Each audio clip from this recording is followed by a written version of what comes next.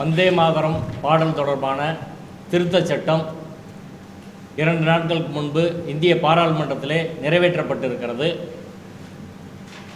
இந்த சட்டம் முழுக்க அரசியலமைப்பு சட்டத்தின் அடிப்படை கோட்பாடுகளுக்கு முரணானது என்பதுடன் இந்த சட்டம் தொடர்பாக பல்வேறு குழப்பங்கள் மக்கள் மத்தியிலே இருக்கிறது. குறிப்பாக அரசு நிறுவனங்கள், கல்வி நிறுவனங்களில் இவற்றை கட்டாயம் ஒளிபரப்ப வேண்டுமா, அந்த நிகழ்வுகளில் பொது நிகழ்வுகளில் பங்கேற்போர் இப்பாடலை பாட வேண்டுமா என்பது குறித்தெல்லாம் பல்வேறு குழப்பங்கள் இருக்கிறது. எனவே வந்தே மாதரம் சட்ட திருத்தம் குறித்து சட்ட நிலை என்ன என்பதை மக்களிடம் விளக்குவதற்காக இந்த பத்திரிகையாளர் சந்திப்பு நடைபெறுகிறது. மேனாள் நீதிபதி திரு ஹரிபரந்தாமன் அவர்கள் முதலிலே இதனை விளக்குவார். தொடர்ந்து நான் அதை விளக்கி உங்கள் கேள்விகளோடு பத்திரிகையாளர் சந்திப்பு நிறைவேறும்.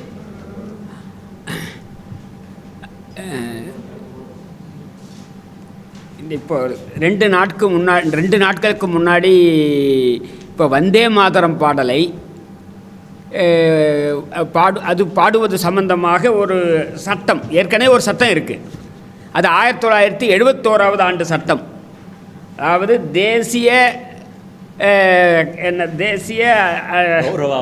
தேசிய கௌரவத்துக்கு அவமதிப்பை தடுப்பதற்கான சட்டம்.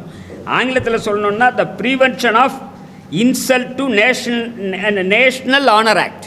Prevention of insults to national honour act. என்னை கேட்டால் இந்த சட்டத்தை முதல்ல இயற்றியது தமிழ்நாடு. இதே தேர் 1971 இந்திரா காந்தி முதல்ல கொண்டு வரதுக்கு முன்னாடி 1957 பெரியாருடைய போராட்டத்தை ஒடுக்குவதற்காக அப்போது கொண்டு வந்த சட்டம். சி சுப்பிரமணியமும் பக்தவச்சலமும் காமராசர் முதல்வராக இருந்தாலும் அப்போது அவர் சட்டசபைக்கு வராமல் புறக்கணித்தார். இது ஒரு சரித்திரம்.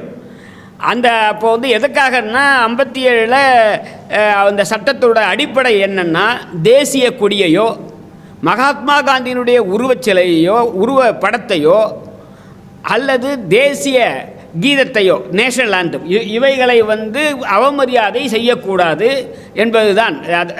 அதாவது அரசமைப்பு சட்டத்தை அவமரியாதை செய்யக்கூடாது அந்த நேரத்தில். ஏன்னா பெரியார் சாதியை ஒழிக்காத அரசமைப்பு சட்டத்தின் சில பிரிவுகளை எரிப்பதாகவும்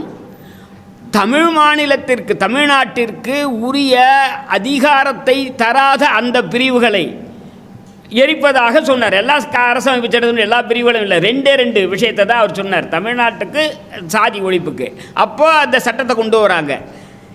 1971 வர சட்டத்தில் அவங்க 2 விஷயம் தான். இது ஏற்கனவே இருக்குது, நம்ம தமிழ்நாடு சட்டம் இருக்குது. 71 சட்டத்தில் 2 செய்திருந்தாங்க. 1 தேசிய கொடி, 2 தேசிய கீதம்.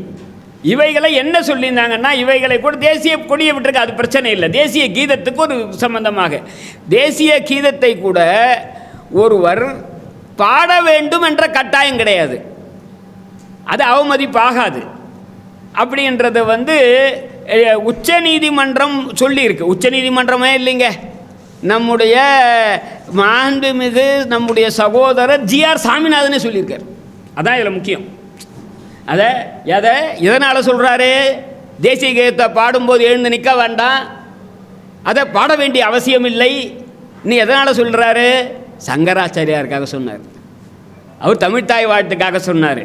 தமிழ்த்தாய் வாழ்த்தின் போது தேசிய கீதத்தை பற்றி சொன்னார். தமிழ்த்தாய் வாழ்த்துக்கு மட்டும் இல்லை, அதை உச்ச நீதிமன்றத்தின் ஒரு தீர்ப்பை சுட்டி காண்பித்து சொன்னார். அந்த தீர்ப்பு மிக பிரபலமான வழக்கு தீர்ப்பு. பிஜு இமானுவல் எதிர் கேரள மாநிலம் என்பது அந்த வழக்கு. அதாவது கேரள மாநிலத்திலிருந்து போனது. அதில் என்னன்னா, அவங்க ஒரு குறிப்பிட்ட கிறிஸ்தவ மதத்தின் ஒரு பிரிவை சேர்ந்தவர்கள், நமக்கு தெரியக்கூடாது, ஜோஷுவா அப்படின்ற ஒரு பிரிவை சேர்ந்தவர்கள். அவர்கள் யாரையும் வணக்கத்துக்கு வணங்க மாட்டார்கள், யாரையும் இறைவனை தவிர வணங்க மாட்டார்கள், அதை புகழ மாட்டார்கள். எனவே அந்த ஒரு பள்ளிக்கூடத்தில் படிக்கக்கூடிய அந்த அந்த அந்த அந்த மதத்தை சேர்ந்த பிள்ளைகள், அந்த பிரிவு, அந்த நமக்கெல்லாம் எல்லாம் தெரியும்னா கத்தோலிக்கு, ப்ராட்டஸ்டண்ட்டு, சிஎஸ்ஐ தான் தெரியும். இல்லை, இவங்க ஜெஷுவான்ற அந்த பிரிவை சேர்ந்த மாணவர்கள் அதை பாடும்போது எழுந்து நின்றார்கள், ஆனால் பாடவில்லை என்பதற்காக அவர்கள் பள்ளியிலிருந்து நீக்கப்பட்டார்கள். அந்த வழக்கு உச்சநீதிமன்றம் சென்றபோது உச்சநீதிமன்றம் பாட வேண்டிய அவசியமில்லை என்று சொன்னது. சொன்னதை சங்கராச்சாரியார் கேஸில் சாமிநாதன் சொல்லியிருக்கார்.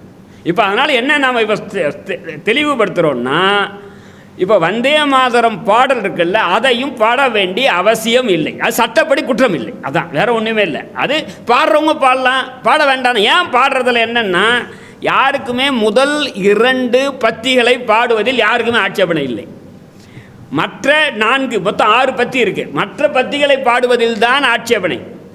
1937 கல்கத்தாவில் கூடிய காங்கிரஸ் ஒர்க்கிங் கமிட்டி கூட்டத்தில் அங்கே இந்த சர்ச்சை எழுந்து இந்த விஷயம் சம்பந்தமாக குறிப்பாக வங்காளத்தைச் சேர்ந்த ரவீந்திரநாத் தாகூர் மற்றும் நேதாஜி சுபாஷ் சந்திர போஸ் அவர்களுடைய கருத்தை கேட்டு அந்த கமிட்டியில் நேதாஜி சுபாஷ் சந்திர போஸ் இருக்கார், மகாத்மா காந்தி அவர்கள், நேரு அவர்கள், வல்லபாய் பட்டேல், என்ன அதை குறிப்பி சொல்லணும், வல்லபாய் பட்டேல், ராஜேந்திர பிரசாத், ஆசாத், நேதாஜி சுபாஷ் சந்திர போஸ், இவர்கள் அப்போ இருக்கக்கூடிய அங்கே வங்காளத்தில் புகழ்பெற்ற ரவீந்திரநாத் தாகூரை கேட்குறாங்க. ரவீந்திரநாத் தாகூர் சொல்கிறாரு, வந்தே மாதரத்தில் இருக்கக்கூடிய 2 பத்தியை மட்டும் பாடினால் போதும், மற்ற 4 பத்திகள் ஒரு ஆட்சேபனைக்குரியது.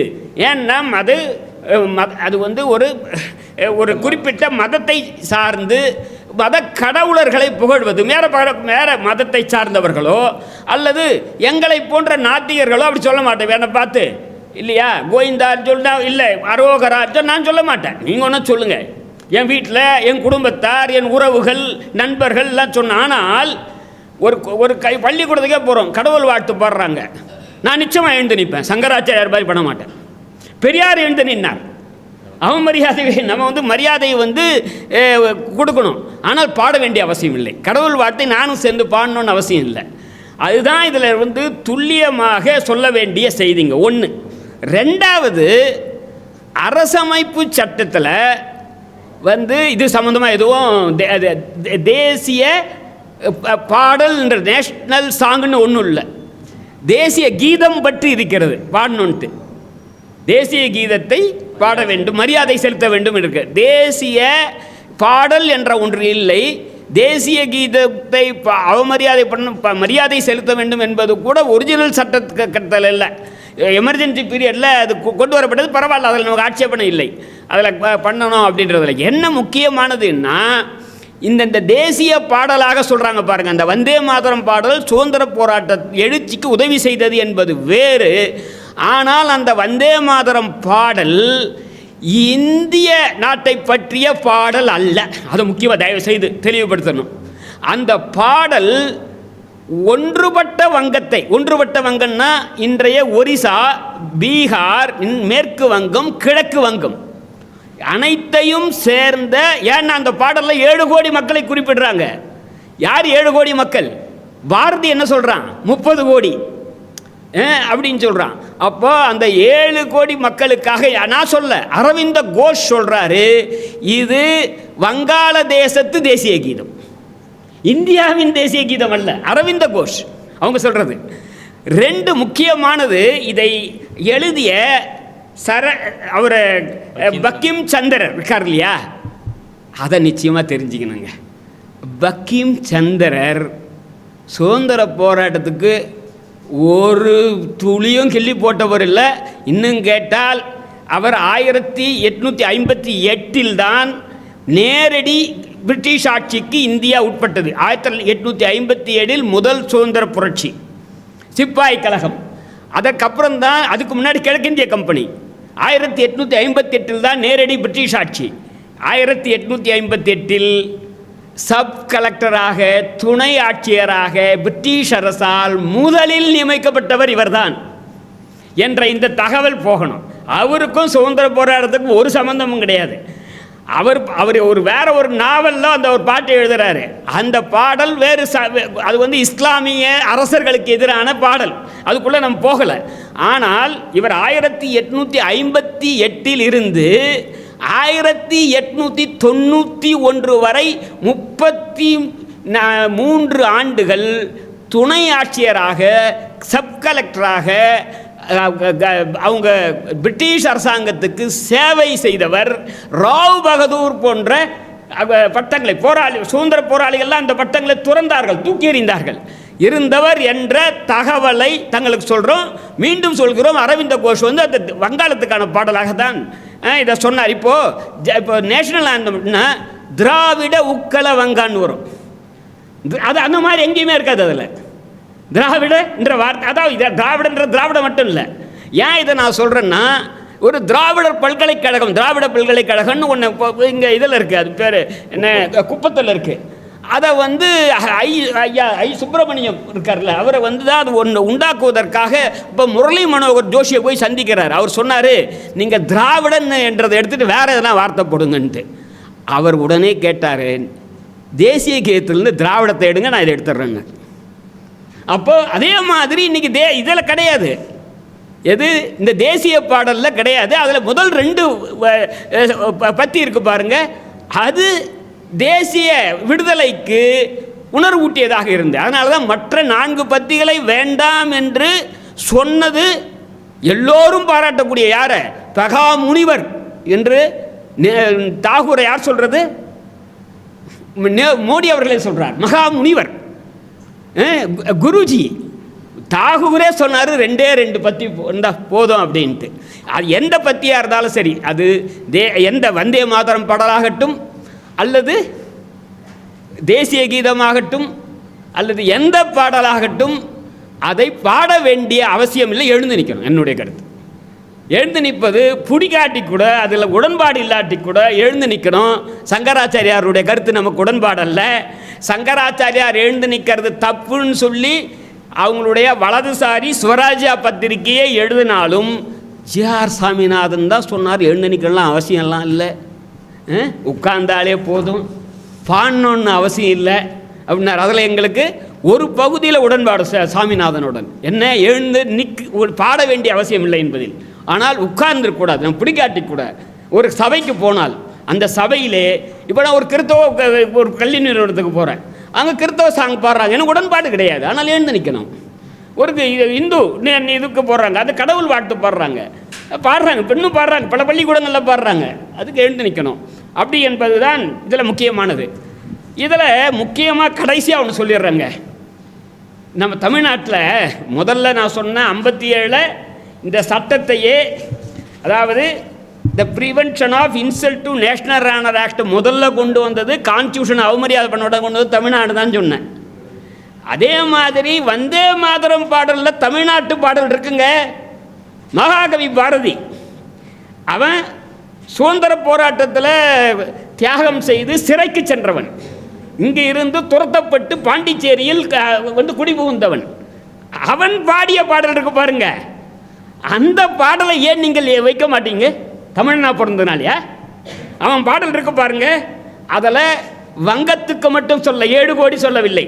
அதில் தயவு செய்து அதை சொல்கிறேன் கேளுங்க. வந்தே மாதரம் என்போம் எங்கள் மாநில ஃபுல்லாக பாட போகிறது இல்லை, அதில் இருக்கக்கூடிய மிக போற்றத்தக்க வரிகளை மட்டும் சொல்கிறேன், எல்லாமே போற்றத்தக்க வரிகள் அதில்.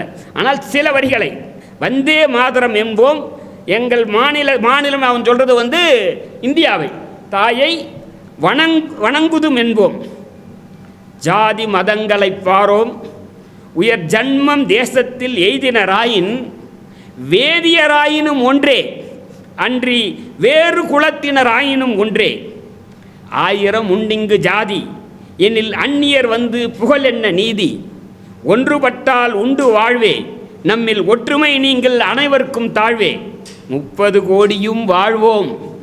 பக்கிம் சந்தர் சொன்னது 7 கோடி, இவர் சொன்னது 30 கோடியும் வாழ்வோம், வீடில் 30 கோடி முழுமையும் வீழ்வோம். இதை பாடுவீங்களா? சாதி ஒழியணும், மதம் ஒழியணும், ஒற்றுமை வேண்டும், மனிதர்களுக்குள்ள மனிதநேயம் வேண்டும் என்று பாடியவன் மகாகவி பாரதி. சுதந்திர போராட்டத்தில் ஈடுபட்டவன் மகாகவி பாரதி. அவனை வந்து அதை விட்டுட்டு பக்கிம் சந்திரரை பற்றி எங்கேயுமே கான்ஸ்டியூஷன் அசம்பிளியில் கூட சொல்ல இதை வந்து தேசிய பாடல்னு. ஆனால் கான்ஸ்டியூஷன் அசம்பிளியில் டிபேட்டில் எல்லாம் இல்லை, ஒரு ஸ்டேட்மெண்ட், இப்போ நம்ம ஸ்டேட்மெண்ட் பெறுற மாதிரி அப்போ இருக்கக்கூடிய தலைவர் ராஜேந்திர பிரசாத் நேஷனல் ஆந்தத்தை பற்றி சொல்கிறாரு. நேஷனல் ஆந்தத்தை நாம் எல்லாரும் மரியாதை கொடுக்கணுன்ட்டு ஒரு ஸ்டேட்மெண்ட்டாக சொல்கிறார். சொல்லும்போது சுதந்திர போராட்டத்துக்கு உதவிய சுதந்திர போராட்டத்தை எழுச்சிக்காக பாடப்பட்ட வந்தே மாதரம் அவர் சொல்ல வர்றது ரெண்டு பற்றி என்னை கேட்டார். அது 1937 காங்கிரஸ் தீர்மானம் போட்டிருக்கு. எனவே இப்போது இந்த கூட்டத்தின் மூலமாக குறிப்பாக நாங்கள் என்ன தெரிவிப்போம், ஏன்னா இந்த ஒரு பெரிய சர்ச்சை வந்துக்கிட்டு இருக்கு. குறிப்பாக இப்போ இருக்கக்கூடிய சிறுபான்மையினர் மக்கள் யார், இஸ்லாமியர்கள், கிறித்தவர்கள், சீக்கியர்கள், பௌத்தர்கள் அல்லது எங்களை போன்ற நாத்திகர்கள், இவர்கள் வந்தே மாதரத்தின் பாடலில் பாட வேண்டிய அவசியம் சட்டப்படி இல்லை. சட்டம் அப்படி சொல்லவில்லை. எழுந்து நின்று மரியாதை செய்தால் போதும், அதை பாட வேண்டிய அவசியம் இல்லை. வேண்டுமானால் அந்த 2 பத்தி இருக்கு பாருங்க, அது பொதுவான பத்தி, அதை வேண்டுமானால் பாடினா பணம் பாடாப்பட்டிக்கு போனால் போகலாம். அவங்க இந்து கடவுள் பெயரை வாழ்க வாழ்க, துர்கையே வாழ்க, சரஸ்வதியே வாழ்க, லக்ஷ்மியே வாழ்க என்று சொல்ல வேண்டிய அவசியம் இல்லை. அவங்களுடைய நோக்கம் என்னன்னா மத சம்பந்தமான பிரச்சனைகள். பாரதி எப்படி பாடியிருக்கான் பாருங்க, இதையா முன்னெடுத்து வைக்க மாட்டேறீங்க? பாரதியோட பாடலை தேசிய பாடலை அறிவிங்களேன். நமக்கு ஜாதி ஒழியணும், மதம் ஒழியணும், 30 கோடி மக்கள் ஒற்றுமையாக இருக்கணும், அன்னை 30 இப்படி 140 கோடி, அது சொல்ல வேண்டியது தானே. எனவே இதை மீண்டும் சொல்கிறோம், உச்ச நீதிமன்றம் பிஜு இமானுவேல் தீர்ப்பில் தேசிய கீதத்தை பாட வேண்டாம் என்று உறுதியாக அறுதியிட்டு சொன்னது. நான் அதை படிக்க வேண்டாம்னு நினைக்கிறேன். அதை ஜிஆர் சாமினா அந்த வார்த்தைகளை எடுத்து போட்டிருக்கார். பிஜு இமானுவேல் வழக்கில் சொல்கிறாரு, there is no provision of law which obliges anyone to sing the national anthem. I repeat, இது யார் சொல்கிறது? ஜிஆர் சாமிநாதன் உச்ச நீதிமன்றத்தை கோட் பண்ணி சொல்கிறாரு, there is no provision of law which obliges anyone to sing the national anthem. The honorable judges, அவன் சொல்கிற உச்ச நீதிமன்ற நீதிபதிகள், judges did not think it is disrespectable to the national anthem if a person who stands up when the national anthem sung does not join the singing. அவர் இதை பாடுவதில் சேரலன்னா, எல்லாம் பாடுறாங்க, நான் பேசாமல் நிற்கிறேன் அப்படி என்றால், இப்போ பெரியார் இருக்கார், கடவுள் வாழ்த்து பாடம் எழுந்து நிற்பார், ஆனால் அவர் கடவுள் வாழ்த்து பாட மாட்டார். குன்றக்குடி அடிகளார் மடத்துக்கு போவார், அங்கே பூஜை பண்ணுவாங்க, உட்காந்துக்க மாட்டார், சங்கராச்சாரியார் மாதிரி எழுந்து நிற்பார், ஆனால் பாட மாட்டார். ஏன்னா பாடி பஜனை பண்ண மாட்டாங்க. அதனால் இதை தெளிவுபடுத்துவதற்குத்தான் இந்த சட்டம் இருக்கே, இந்த இருக்கிற பிரச்சனையெல்லாம் விட்டாங்க. இப்போது 1971 வந்த சட்டத்துக்கு இப்போது ஒரு திருத்தம் கொண்டு வந்திருக்காங்க. அந்த சட்ட திருத்தத்தில் கூட என்னென்னா, அதை ஒரே ஒரு கடைசியாக நான் சொல்லி முடிச்சுக்கிறேன், இதை மேட தேவையில்லை. அதில் என்னென்னா, இதில் சட்டத்தோட நோக்கம் இருக்குது பாருங்கள், இதான் முக்கியம். அவரேனும், இதான் முக்கியமான வார்த்தை, இன்டென்ஷனலி, வேண்டுமென்றே அவமரியாதை செய்ய வேண்டும் என்று வேண்டுமென்றே அவமரியாதை செய்யணும், சாதாரணம் அல்ல. இப்போது நம்ம ஒரு பாடல் இசைக்குது, அந்நேரத்துக்கு செல்ஃபோன் அடிக்குதுன்னு வச்சுக்கோங்க, அவமரியாதைன்னு சொல்ல முடியாது. வேணும்னு அடிக்குது, யாரோ பண்ணுறான், நீ சுவிட்ச் ஆஃப் பண்ணி வைக்கல அல்லது சவுண்டில் இப்போ நிறுத்தி வைக்கல. அதனால் இன்டென்ஷனலி என்ன பண்ணக்கூடாது, 2 செய்யக்கூடாது. ஒன்று, பாடுறவனை தடுக்கக்கூடாது, போய் டே பாடாதரா அப்படின்னு அதை நம்ம யாருமே சொல்லலை, போய் தடுங்க அப்படின்ட்டு. எந்த பாடானா பாட்டிக்கும். அதே மாதிரி டிஸ்டர்பன்ஸ் பண்ணக்கூடாது, அவன் பாடுறவனை இடையூறு பண்ணக்கூடாது. அவன் பாடுறவனா நீ சேர்ந்து வேறு ஏதோ ஒரு சினிமா பாட்டு பாடுவேன் அல்லது வேறு எதனா பாட்டெலாம் பாடக்கூடாது. டிஸ்டர்பன்ஸ், இடையூறு பண்ணக்கூடாது. இது மட்டும்தான் இந்த சட்டத்தில் இருக்குது. எது நேஷனல் ஆந்தத்துக்கு அதுதான், வந்தே மாதரத்துக்கு அதுதான். எனவே எல்லாருக்கும் தெளிவுபடுது என்னென்னா, நீங்கள் இந்த சட்டத்தை கண்டு அஞ்ச வேண்டாம், கடந்து போகலாம், தூக்கி எறியலாம். அது ஒன்றும் நமக்கு ஒன்றும் நாம் மதிக்கிறோம், அரசமைப்பு சட்டத்தை மதிக்கிறோம், தேசிய கொடியை மதிக்கிறோம், தேசிய கீதத்தை மதிக்கிறோம், இன்னும் கேட்டால் வந்தே மாதரத்தின் முதல் 2 பத்தியை மதிக்கிறோம், மகாகவி பாரதியின் முழு வந்தே மாதரத்தை மதிக்கிறோம். எனவே இதை தெளிவுபடுத்துவதுதான் இந்த செய்தியாளர் சந்திப்பின் நோக்கம். நன்றி, வணக்கம்.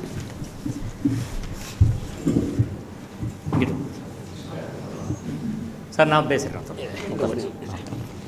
அதாவது இந்த மற்ற 2 பத்தி தவிர 4 பத்தி எங்கள் ஒரு தகவல் மட்டும் சொல்லியிருந்தேன். அது அரசமைப்பு சட்டத்திற்கே விரோதமானதுன்றது. அது ஏன்னா நம்ம அரசமைப்பு சட்டம் மதச்சார்பின்மை அற்ற செக்யூலரிசத்தை அடிப்படையாக கொண்டது. அதனுடைய ப்ரீஆம்பிள்லேயே முகப்பிலேயே தெளிவாக சொல்லப்பட்டிருக்கு. ஆனால் இந்த வந்தே மாதத்தை இவங்க சொல்கிற வந்தே மாதரம் அவங்க முதல் 2 பத்தி இல்லாத மீதி இருக்கக்கூடிய 6 பத்தியும் சேர்ந்து அப்படின்னு சொல்லலை. இன்னும் கேட்டால் சட்டத்தை கூட அப்படி சொல்ல வந்தே மாதரம் பாடல்ன்றாங்க. அது 2 பத்தியாக 6 பத்தியான்னு சொல்ல. நம்ம அவங்க 6 பத்தின்னு சொன்னாங்கன்னா நாளைக்கு அது அரசமைப்பு சட்டத்திற்கும் விரோதமானது. ஏனென்றால் இப்போ எந்த இப்போ நாளைக்கு ஒருத்தர் சொல்கிறான்னு வச்சிங்களேன், பைபிளில் ஒன்று பாடு ஏசுக்குது, இல்லை குரானில் ஒன்று பாடு அப்படின்லாம் சொல்ல முடியாது. எனவே இந்து கடவுளை பற்றிய ஒரு பாட்டை தேசிய பாடலாக வைக்க முடியாது. இந்திய நாட்டை பற்றி வைக்கலாம், அதுக்கு தான் தேசிய கீதம். அதே மாதிரி வந்தே மாதத்தை இந்திய நாட்டினுடைய பெருமைகளாக சொல்லலாம். எனவே அரசமைப்பு சட்டத்துக்கு விரோதமானது என்பதை பதிவு செய்கிறேன்.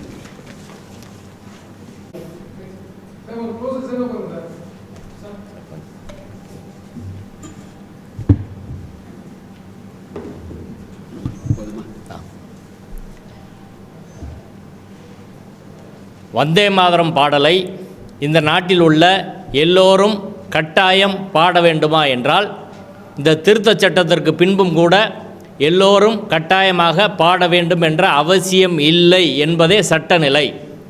இந்திய அரசியல் சட்டத்தில் எந்த இடத்துலையும் வந்தே மாதரம் என்ற வார்த்தையோ தேசிய பாடல் என்ற வார்த்தையோ இல்லை, இன்னைக்கு வரை இல்லை. வந்தே மாதரமோ தேசிய பாடலோ இந்திய அரசியல் சட்டத்தில் இன்று வரை இல்லை. வந்தே மாதரம் கட்டாயமாக பாட வேண்டும் என்று பாராளுமன்றத்தில் எந்த சட்டம் இன்றைக்கு வரை கிடையாது. இதுவரை இருக்கிறது என்னென்னா ஒரு நோட்டிஃபிகேஷன், ஒரு கைட்லைன், அந்த அளவுக்கு தான் இருக்குது. ஒன்றிய அரசாங்கம் அதை சொல்லி இருக்கிறது. அதை எல்லோரும் கட்டாயமாக பின்பற்ற வேண்டும் என்ற அவசியம் எதுவும் கிடையாது. அந்த நோட்டிஃபிகேஷன் தொடர்பாக உச்சநீதிமன்றத்தில் ஒரு கல்வி நிறுவனம் வழக்கு தொடுத்த போது கடந்த மார்ச் மாதம் உச்சநீதிமன்றம் என்ன சொன்னாங்கன்னா, வந்தே மாதரம் கட்டாயமாக பாடன்னு எங்கே சொல்லியிருக்கிறாங்க, நீங்கள் அது மேண்டேட்ரி கிடையாது, டிஸ்கிரிஷனரி. உங்கள் கல்வி நிறுவனத்துக்கு விருப்பம் இருந்தால் பாடுங்க, இல்லைன்னா பாட வேண்டிய அவசியம் கிடையாது. அது நீங்கள் பாடலைன்னா உங்கள் மேலே நடவடிக்கை எடுப்போம், இல்லை குற்ற நடவடிக்கை எடுப்போம், உங்கள் நிறுவன உரிமத்தை ரத்து செய்வோம் எங்கேயாவது சொல்லியிருக்காங்களா? அப்படி கிடையாது. எனவே இந்த அச்சமே தேவையற்றது என்று உச்சநீதிமன்றம் மிக தெளிவாக சொல்லியிருக்கிறது.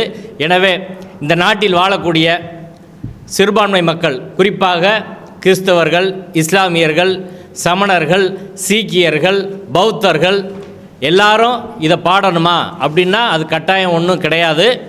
அதே போல் இந்த நாட்டிலே பெரும்பான்மையாக இருக்கக்கூடிய குலதெய்வ வழிபாட்டை பின்பற்றக்கூடிய ஒருத்தர் இருக்கிறாரு, நான் கருப்புசாமியை மட்டும்தான் கும்பிடுவேன் அப்படின்னா, இந்த வந்தே மாதரம் பாடலில் துர்க்கையை வணங்க சொல்லியிருக்கிறாங்க அப்படின்னா அவர் அதை பாட வேண்டிய அவசியம் கிடையாது. நான் கருப்புசாமி மட்டும் தான் கும்பிடுவேன்னா கும்பிடலாம், இருளப்பு சாமியை மட்டும் கும்பிடுவேன்னா கும்பிடலாம், சிவனை மட்டும்தான் கும்பிட்றவங்க நாங்கள் இதை பாட மாட்டோம் அப்படின்னா பாடாமல் இருக்கலாம். பாட வேண்டும் என்ற கட்டாயம் அரசியல் சட்டத்திலேயோ வேறு எந்த சட்டத்திலேயோ கிடையாது என்பதை மீண்டும் மீண்டும் தெளிவுபடுத்துகிறோம். இது மக்களுக்கானது.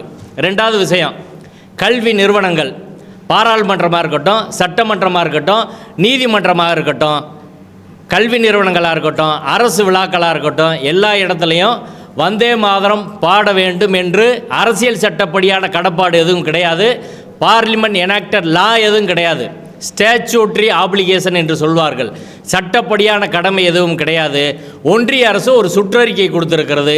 அந்த சுற்றறிக்கையை பின்பற்றலாம், பின்பற்றாமல் இருக்கலாம். அது அவரவர்கள் எடுக்கிற நிலைப்பாடு தான். ஒரு கல்வி நிறுவனம் வந்தே மாதரம் பாடன்னு நினைக்கலாம், ஒளிபரப்புன்னு நினைக்கலாம், ஒளிபரப்பாமலும் இருக்கலாம். தமிழ்நாடு சட்டப்பேரவையில் நீங்கள் வந்தே மாதரத்தை பாடணும்னு நினைக்கலாம், அவங்க முடிவு பண்ணலாம் கவர்மெண்ட்டு, இல்லைன்னா முடியாதுன்னு சொல்லலாம். அது ஜஸ்ட்டு ஒரு மரபு. அது சட்டப்படியான எந்த அதிகாரமோ சட்டப்படியான ஒரு ஸ்டேச்சுட்டரி அதுக்கு பவர் அப்படின்றது எதுவுமே அதில் கிடையாது. மாண்புமிகு நீதிபதி அவர்களும் அதை தெளிவாக சொல்லியிருக்கிறார். இங்கே தமிழ்நாட்டை பொறுத்தவரை சட்டப்பேரவையில் வந்தே மாதரம் பாடுறத கவர்னர் சொல்லிட்டாரு, நாங்கள் பாடித்தான் ஆகணும் என்று இந்த அரசாங்கம் சொல்லியிருக்கிறது. அப்படி கிடையாது என்பதை தெளிவுபடுத்துகிறோம். நாங்கள் மிக தெளிவாக ஓய்வு பெற்ற நீதிபதி அவர்களும் அதை சொல்லிட்டாங்க. சென்ட்ரல் கவர்மெண்ட்டோட நோட்டிஃபிகேஷன் சட்டம் கிடையாது. அந்த சட்டம் என்றால் எல்லாரும் கட்டாயம் கடைபிடித்தாகணும். அது சட்டம் கிடையாது. ஒவ்வொரு சமயம் ஒரு ஜீவோ போடுவாங்க. இப்போ கூட ரீசெண்டாக தமிழ்நாடு கவர்மெண்ட் போட்ட மதமாறிய இஸ்லாமியர்களுக்கான இடஒதுக்கீடு நீதிபதி ஜிஆர் சாமிநாதன் அது சட்டம் கிடையாது என்று ரத்து செய்தார். அதனால் சட்டம்தான், அரசியல் சட்டமும் சட்டம்தான் கட்டாயம் எல்லாரும் பின்பற்ற வேண்டுமே தவிர வந்தே மாதரம் தொடர்பாக மக்களும் கட்டாயமாக பாட வேண்டும் என்ற அவசியமில்லை. எந்த கல்வி நிறுவனமும் அரசு நிறுவனங்களும் பாராளுமன்றம் சட்டமன்றம் கூட கட்டாயமாக வந்தே மாதரம் பாட வேண்டும் என்ற நிலைப்பாடு எதுவும் கிடையாது. உச்சநீதிமன்றம் அதை மிக தெளிவாக தெளிவுபடுத்தியிருக்குது. ஒன்று. ரெண்டாவது விஷயம், இப்போ வந்திருக்க சட்ட திருத்தம் வந்தே மாதர தேசிய கௌரவ அவமதிப்பு தடுப்பு சட்டம் 1971. 1971 வரை இப்படி ஒரு சட்டம் கிடையாது. 1957 தமிழ்நாடு கொண்டு வரும் வரை இப்படி ஒரு சட்டம் கிடையாது. 71 தான் கொண்டு வராங்க. 71 அடிப்படை கடமையில் ஒன்றை சேர்க்கிறார்கள். அந்த அடிப்படை கடமையில் கூட நேஷனல் ஆந்தம் தேசிய கீதம் தான் இருக்குதே தவிர தேசிய கீதத்துக்கு மரியாதை செய்யணும்னு இருக்குது. அரசியல் சட்டத்துக்கு மரியாதை செய்யணும்னு இருக்குது. அந்த அந்த அரசியல் சட்டத்தோட ஒரு அடிப்படை கடமை தான். அப்போ நீங்கள் கான்ஸ்டியூஷனில் ஏன் இது தேசிய கீதமோ தேசிய பாடலோ இதை கட்டாயமாக பாடணும்னு ஏன் வைக்கலை அப்படின்னா அதற்கு காரணம் இருக்குது. அது ஒரு கடமையாகத்தான் வரையறுத்திருக்கிறார் ஒழிய கடமையை செஞ்சால் செய்யலாம், செய்யலைனாலும் பெருசாக ஒன்றும் அது பீனல் கான்சிக்வன்சஸ் ஒன்றும் கிடையாது. எங்கே பிரச்சனை வருதுன்னா, இந்திய அரசியல் சட்டம் என்பது ஒரு மதச்சார்பற்ற ஜனநாயக சட்டம். இந்த அரசியல் சட்டத்தில் அடிப்படை உரிமைகள் என்பது அதை எல்லோரும் கடைபிடித்தாகணும், அரசாங்கம் கடைபிடித்தாகணும். அப்படி இல்லைன்னா நீதிமன்றம் போய் அதை நம்ம செயலுறுத்து செய்ய முடியும். அந்த அரசியல் சட்டத்தின் அடிப்படை கோட்பாட்டில் ஆர்டிகல் 19 கருத்துரிமை. கருத்துரிமையில் நீங்கள் ஒரு பாடல் குறித்து நீங்கள் பாடலாம், பாடாமல் இருக்கலாம். Keeping silence is also the fundamental right. நீங்கள் அமைதியாக இருப்பது என்பது கூட உங்களுக்கு அடிப்படை உரிமை. அதனால் ஆர்டிகல் 19க்கு முரணாக நீங்கள் கட்டாயப்படுத்தி பாட சொல்ல முடியாது. அடுத்து article 21 right to privacy, personal liberty.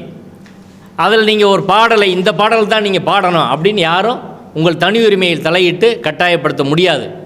மூன்றாவது ஆர்டிகல் 25 ஒரு மனச்சாட்சிப்படி வாழ்வதற்கான ஒரு சுதந்திரம். மனச்சாட்சிப்படி எனக்குள்ள நம்பிக்கையின்படி நான் இந்த நாட்டில் வாழலாம், விரும்பிய மதத்தை பின்பற்றி வாழலாம், அந்த மத கோட்பாட்டை பின்பற்றி வாழலாம். அதற்கு முரணாக நீங்கள் இப்படி ஒரு பாடலை பாடுங்க என்று யாரும் தேசிய கீதம் உள்ளிட்ட எதையும் கட்டாயப்படுத்த முடியாது. இதை ஏற்கனவே தியேட்டரில் தேசிய கீதம் பாடலாமா என்ற ஒரு வழக்கில் உச்சநீதிமன்றமும் மிக தெளிவாக சொல்லியிருக்கிறது. தியேட்டரில் போடுறது கூட கட்டாயம் கிடையாது அப்படின்னு தான் உச்சநீதிமன்றம் சொல்லியிருக்கிறாங்க. அதனால் இங்கே இந்த நாட்டில் நாத்திகர்கள் இருக்கிறாங்க, நாட்டார் தெய்வ வழிபாடில் நம்பிக்கை உள்ளவங்க இருக்கிறாங்க, சிவனை மட்டுமே வழிபடுறவங்க இருக்கிறாங்க, விஷ்ணுவை மட்டுமே வழிபடுறவங்க இருக்கிறாங்க. அதே சமயம் அல்லாவை மட்டுமே வழிபடுபவர்கள் இருக்கிறார்கள், இயேசுவை மட்டுமே வழிபடுபவர்கள் இருக்கிறார்கள், சமணர்கள் இருக்கிறார்கள்.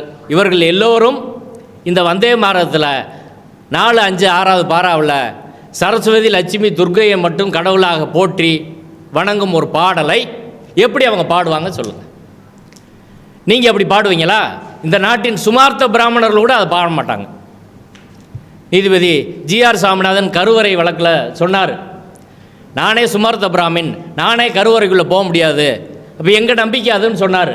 அதுபோல் இஸ்லாமியர்களுக்கு நம்பிக்கை இருக்குல்ல, சமணர்களுக்கு நம்பிக்கை இருக்குல்ல, புத்தர்களுக்கு நம்பிக்கை இருக்குல்ல, சீக்கியர்களுக்கு நம்பிக்கை இருக்குல்ல. அதே போலத்தான் இன்று ஒரு கடவுளை வணங்கக்கூடியவர்கள், அல்லாஹ் தான் எங்கள் கடவுள் அப்படின்னு சொல்கிறவங்க எப்படி துர்க்கையை வணங்க சொல்லி நீங்கள் கட்டாயப்படுத்த முடியும்? அந்த பாடல் எப்படி பாட சொல்லி கட்டாயப்படுத்த முடியும்? அப்படி பண்ண முடியாதுன்றதுனால தான் அதை அரசியல் சட்டத்தின் அடிப்படை உரிமையோ வேற ஒரு இதாகவே வைக்கலை, ஒரு கடமையாக சொல்லியிருக்கிறார்கள். கடமையை விரும்பினால் நீங்கள் செய்யலாம். அதுலேயும் கூட வந்தே மாதரம் கிடையாதுன்றது திரும்ப திரும்ப நாங்கள் சொல்கிறோம். ஆர்டிகல் 51A தேசிய பாடல் என்பது அதில் இல்லவே இல்லை. அரசியல் சட்டத்தில் எந்த இடத்துலையும் தேசிய கீதம் தான் இருக்கிறது, தேசிய பாடல் என்பது அரசியல் சட்டத்தில் எங்கேயுமே இல்லை. அடுத்த விஷயம், அரசியல் சட்டம் என்பது நம்ம இந்திய மக்களுக்கிடையே இடையிலான ஒரு ஒப்பந்தம், ஒரு அக்ரிமெண்ட். அந்த அக்ரிமெண்ட்டுக்கு அடிப்படையான விஷயம் என்பது ஃபெட்டர்னிட்டி, சகோதரத்துவம், செக்குலரிசம். இந்த நாட்டில் எல்லா நம்பிக்கை கொண்டவர்களும் வாழலாம். ஒரு நாத்திகர் இப்போ நான் ஒரு நாத்திகர், நீதிபதி ஹரிபிரதாமன் அவர்கள் ஒரு நாத்திகர், தோழர் அவர்கள் ஒரு நாத்திகர். நாங்கள் எப்படி வந்தே மாதரம் பாடலில் துர்க்கையை வணங்கி பாடணும், பாட முடியுமா?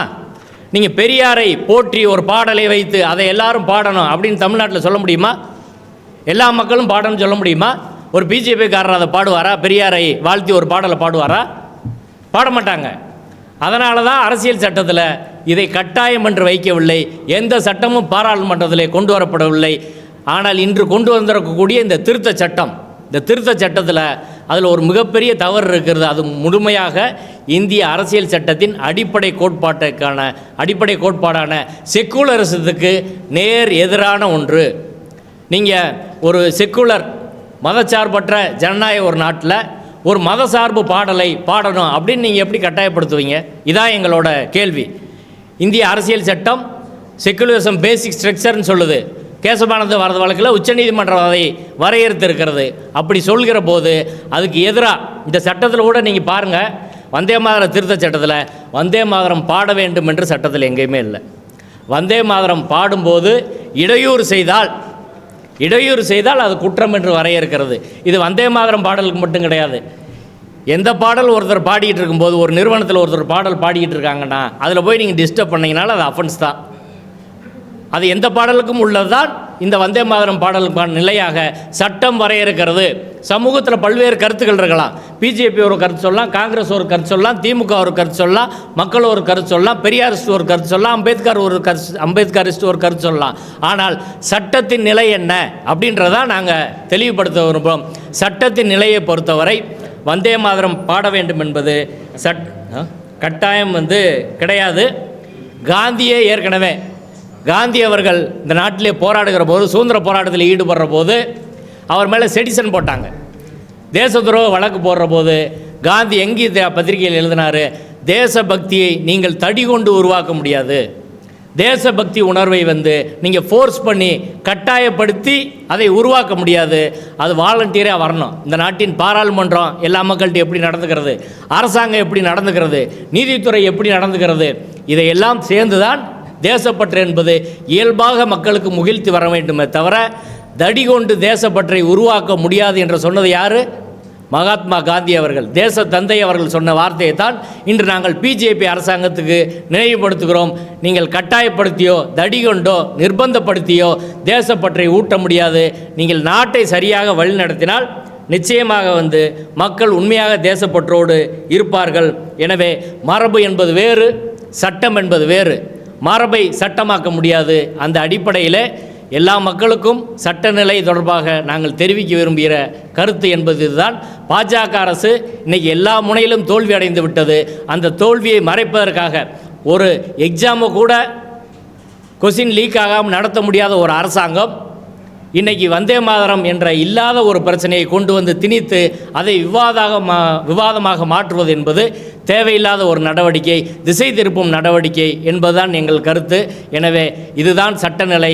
மக்கள் வந்தே மாதரம் பாடவில்லை என்றால், ஒரு பள்ளியில் பிரேயர் நடக்கிற போது ஒரு மாணவனோ ஆசிரியரோ அதை பாடவில்லை என்றால் பள்ளி நிர்வாகம், ஒரு மைனாரிட்டி இன்ஸ்டியூஷன், நாங்கள் அதை ஒளிபரப்ப மாட்டோன்னு அப்படி சொன்னால் அது அஃபென்ஸ் கிடையாது. அவங்க மேலே எந்த நடவடிக்கையும் எடுக்க முடியாது. அரசியல் சட்டத்தின் செக்குலரிசம் என்பதும் ஆர்டிகல் 25 மத சுதந்திரம், நம்பிக்கை சுதந்திரம் என்பதுதான் அரசியல் சட்டத்தின் உயர்வானது. இதற்கு எதிராக கொண்டு வரப்பட்டிருந்த இந்த திருத்த சட்டம் என்பது செல்லாது. நீதிமன்றம் செல்லும் போது அவர்கள் அதுக்கு தான் கட்டாயம் பாடன்னு நாங்கள் கொண்டு வரல, இடையூறு பண்ணான்னு கொண்டு வந்திருக்கிறாங்க. இடையூறு பண்ணால் எந்த இடையூறு பண்ணாலும், இப்போ ப்ரெஸ் மீட் நடக்கிற போது யாரோ ஒருத்தர் இங்கே ஒரு பாட்டில் தூக்கி அடிக்கிறார், இடையூறு பண்ணால் அது அஃபென்ஸ் தான். அது போன்ற ஒரு அஃபென்ஸ் தானே தவிர இதை தாண்டி வேறு எதுவும் இல்லை என்பதை நாங்கள் தெளிவுபடுத்திக் கொள்கிறோம். ஒரே முதல்வர் பதவியேற்கும் பொழுது சரி, மேற்கு வங்காளத்தில் பாஜக ஆளும் ஆட்சியில் கூட பாடப்படவில்லை, ஆனால் இங்கு பாடப்பட்டது. அதுபோல மனோன்மணியம் சுந்தரராமன் யூனிவர்சிட்டி, மனோன்மணியம் சுந்தரராமன் தமிழ்தாய் வாழ்த்து பாடினார். அவர் அதை எழுதிய யூனிவர்சிட்டியிலேயே மூன்றாவதாக தமிழ்தாய் வாழ்த்தும், அதற்கு முன்பாக முதலாக வந்தே மாதரமும் பாடப்பட்டது. இது குறித்து ஆளும் கட்சியாகட்டும் சில எதிர்கட்சியாகட்டும் பலத்தை எதிர்ப்போம், எந்தவித எதிர்வினையுமாக இல்லை. இது வெறும் சிறுபான்மையின மக்கள் இல்லை, இந்த தெய்வ நம்பிக்கையுள்ள மக்கள் இது கடந்து மாநில உரிமையும் சேர்ந்து பாதிக்கப்படுது. என்ன மாதிரி சார், ரொம்ப சிறப்பான கேள்வி. ஒரு விஷயத்தை தெளிவுபடுத்துகிறோம். அதாவது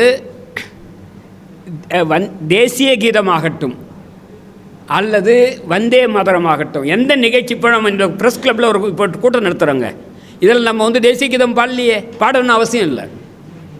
நாம் ஒரு நாளைக்கு ஒரு கூட்டம் நடத்துகிறோம், அங்கே தேசிய கீதம் பாட வேண்டும் என்ற அவசியம் இல்லை. நாம் ஒரு கூட்டம் அதே மாதிரி தமிழ்நாடு சட்டசபையும் மனோன்மணியம் சுந்தரனார் பல்கலைக்கழகமும் தேசிய கீதத்தையும் பாட வேண்டிய அவசியம் இல்லை, வந்தே மாதரத்தையும் பாட வேண்டிய அவசியம் இல்லை. அப்போது மத்திய அரசினுடைய ஒரு நிகழ்ச்சி நடக்குதுங்க, அவங்க அதை பாடுறாங்கன்னா பாடலாம், அப்போ நம்ம குறுக்கீடு செய்யக்கூடாது, அதாங்க சட்டம். ஆனால் நம்ம அடிமைகள் அதை பண்ணிக்கிட்டு இருக்கோம். யார்? தமிழ்நாட்டோட அடிமைகள். தமிழ் இன உரிமை பற்றி கொஞ்சம் கூட கவலைப்படாதவர்கள். தொடர்ந்து சொல்கிறேன், இங்கே இதெல்லாம் பாடணும்னு அவசியமே இல்லை, துணிஞ்சு முடிவெடுக்கலாம். நான் எதுவும் எங்கள் சட்டம் எங்கே இருக்குது? எந்த சட்டம் சொல்லுது எங்கள் தேசிய கீதம் பாடணுன்ட்டு?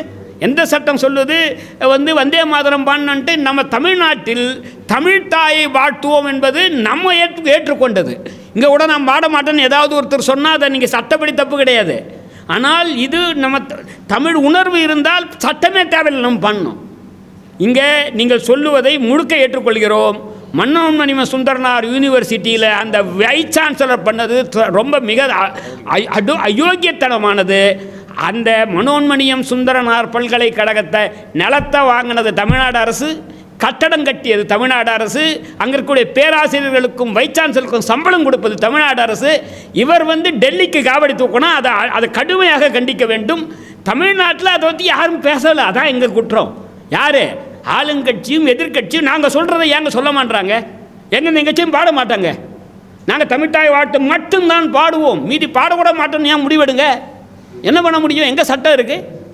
நீங்கள் எந்த சட்டமும் இல்லை. ஆனால் இவர்கள் அதுக்கு பதிலாக என்ன சொல்கிறாங்க? தமிழ்த்தாய் வாழ்த்தை வந்து பின்னுக்கு போடுறாங்க, தேசிய கீதத்தை எத்தனை முறை பாடினா என்னன்றாங்க. யாரோ ஒருத்தர் சொல்கிறாரு, யார் சொன்னாலும் சரி, அது சரியில்லைன்றது எங்கள் கருத்துங்க. இதை தெளிவுபடுத்துகிறோம். அதனால் சார் எனக்கு வந்து பாடுறவங்க நான் என்ன சொல்கிறேன்னா,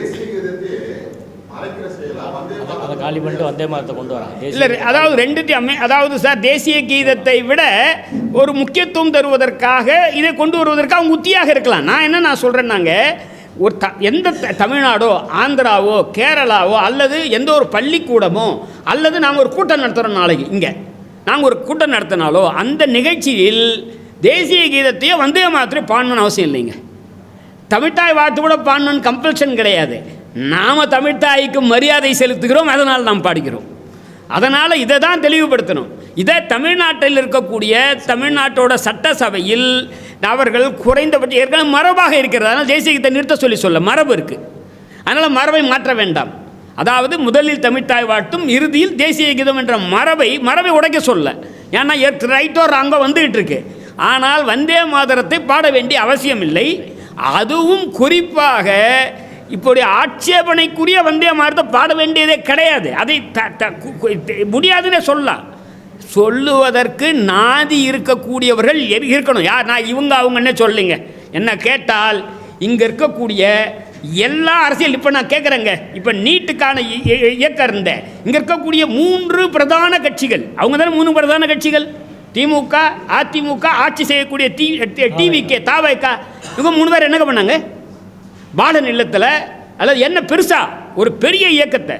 அதே தான் இதுக்கும் கூட ஒரு இந்த மரபை காப்பாற்றுவோம் என்பதில் ஒரு அரசு ஒரு தேர்தல் அரசியலாக அல்ல, தமிழ் மக்களின் உரிமைக்கான அரசியலாக நாங்கள் பார்க்குறோங்க. நாங்கள் யாருமே தேர்தல் நிற்க போகிறோம் இல்லை, இதை உறுதிப்படுத்துகிறோம்.